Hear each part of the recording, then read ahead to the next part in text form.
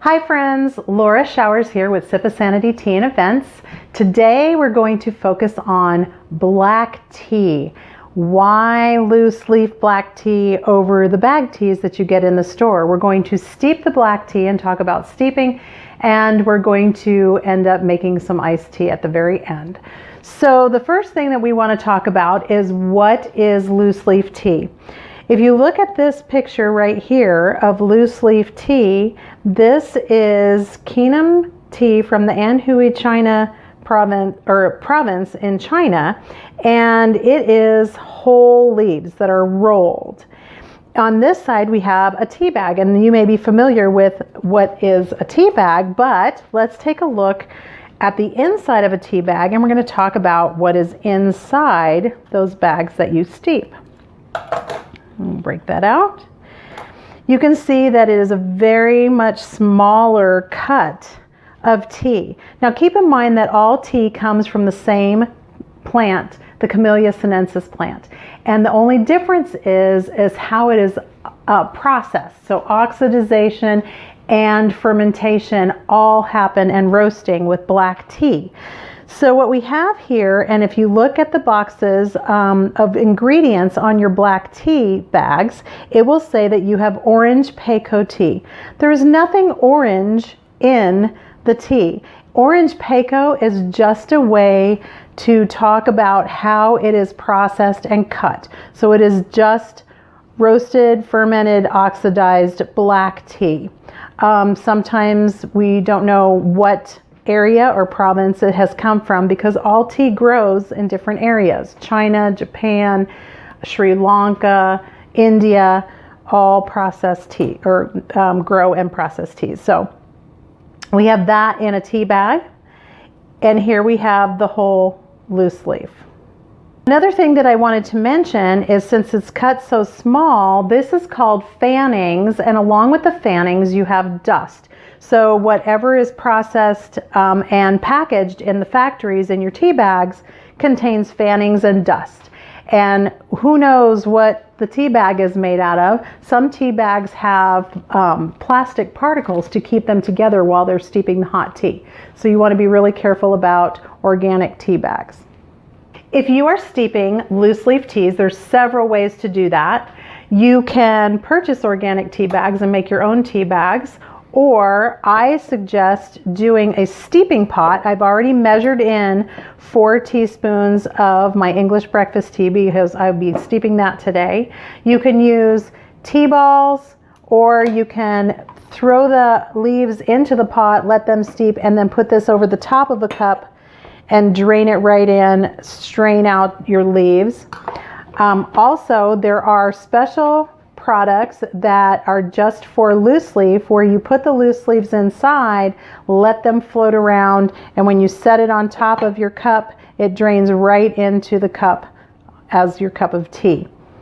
Now, the one thing to keep in mind is to make sure that your loose leaf tea has movement in whatever you are steeping. It's got the flavors, and the oils come from the outside of the leaves, and it needs to move around as it is sitting in the water to get those special flavors and the antioxidants and the things that you want to come from the tea. So you can see that I've removed some things from the workspace, and it has been 4 minutes, and I'm going to remove the tea bag from the store-bought tea here. Never squeeze your bag, because you're squeezing in tannins, and that will make your tea bitter. So you just want to remove the tea. So I'm going to take out my tea basket from the English breakfast and set it right here, and we're ready to pour the English breakfast tea. I want you to look at the different colors that we've gotten from our steep. Oof, I have made a mess. Let me grab a rag, get that cleaned up. On this side, we have our loose leaf tea is much, much lighter than what we have here in our tea bag. You will get a cleaner, clearer, nutty, wonderful aroma from this clean tea. This is a little more bitter because of the dust and fannings that have eked into our water, and just a harsher, drink, mouthfeel. Now, if we cut open the bags and look to see what the leaves look like after they've been used, this is almost like muddy and thick. I don't know if you can see this. Muddy and thick. There you go. Whereas these leaves that we steeped with the loose leaf are actual leaves that have steeped. You can see the leaves right here, and that's where you get all the health benefits straight from the leaves. So if you want to make iced tea after brewing, you take the hot tea that you just steeped, add a few ice cubes in there to cool it down a little bit before you put it into any container. At this point, you can add some simple syrup. This is just 1 part water, 1 part sugar, and you heat it up until the sugar is dissolved. Save it in your fridge. If you're drinking it out of a teacup, you can just add a little bit as you go or add some directly to your pot. It's really good to make some lemon iced tea in the summertime. That's very refreshing. So I've cooled down a little bit, and then you just pour directly over the ice and let it cool down, and then serve in a nice tall glass with mint and lemon, or just straight up. Now would be a good time to add the sugar before you pour, because it'll mix in well. You could always have some sort of treat going good with the iced tea out on your deck. Cookies and tea. And there you have it, folks.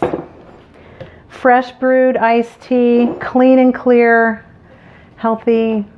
If you want more information on the benefits of tea, you can go to organicfacts.net. They have research-based information for you.